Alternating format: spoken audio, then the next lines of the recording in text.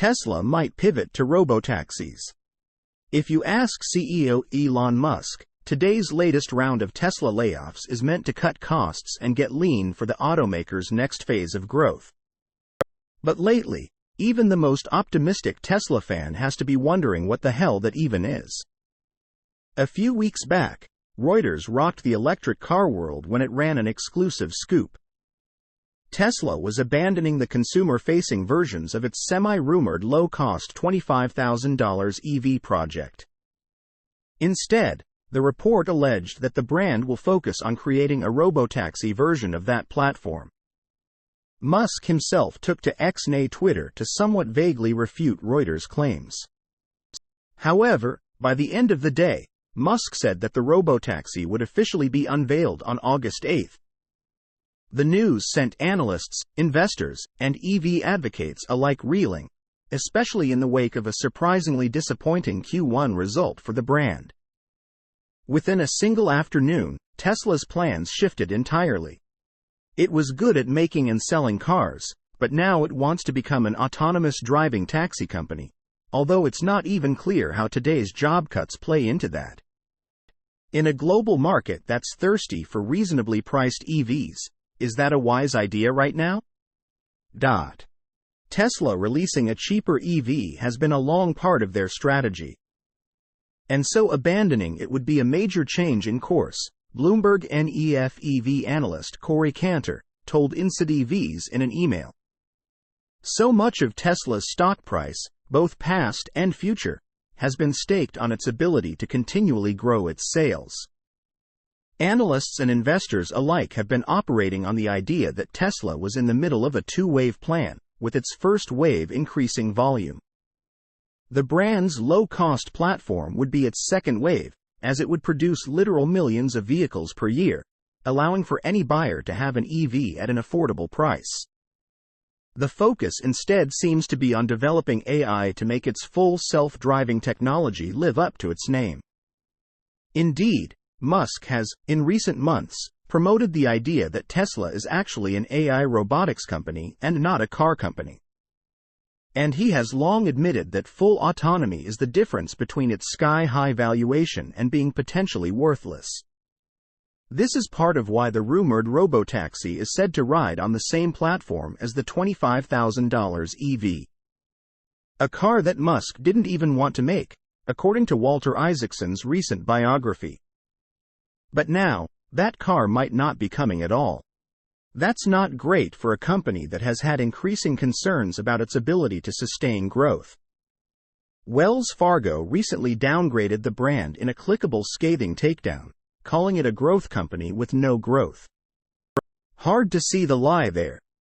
Elon Musk had mentioned being in between two waves, but this move would place Tesla in between two strategies.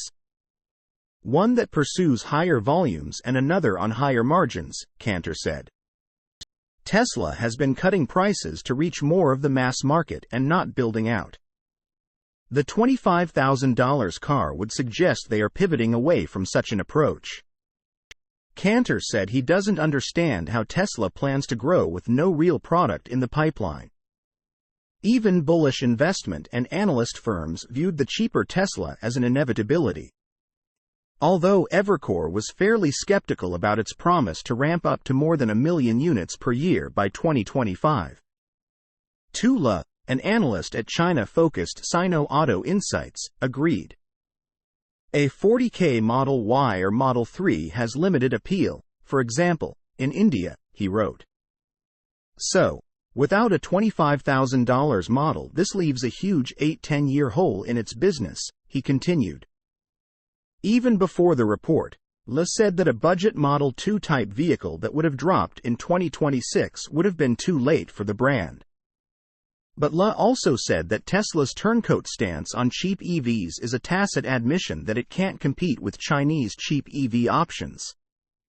Tesla has admitted that it does not even plan on releasing an updated version of its best-selling model, the Model Y, this model year.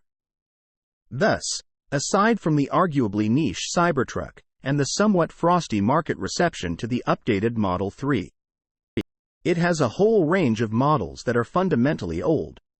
Similarly, The Model 3 and Model Y are both fairly expensive products for a lot of global markets.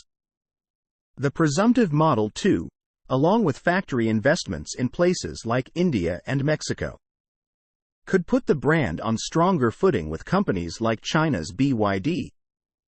BYD has several models that are priced well under the starting point of the Model 3. Cars like the Seagull and Dolphin have allowed BYD to seriously pick up steam in markets outside of China. Tesla's apparent pivot to Robotaxis and going full in on autonomous driving seems, as my colleague Tim Levin said, incredibly unwise. Making cars is hard. Making self-driving ones has proven effectively impossible thus far.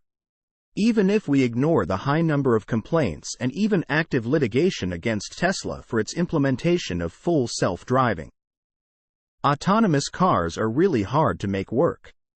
Apple gave up on its project to mass-produce such a car. Uber, Ford, GM, and Volkswagen have all pulled back autonomous driving efforts.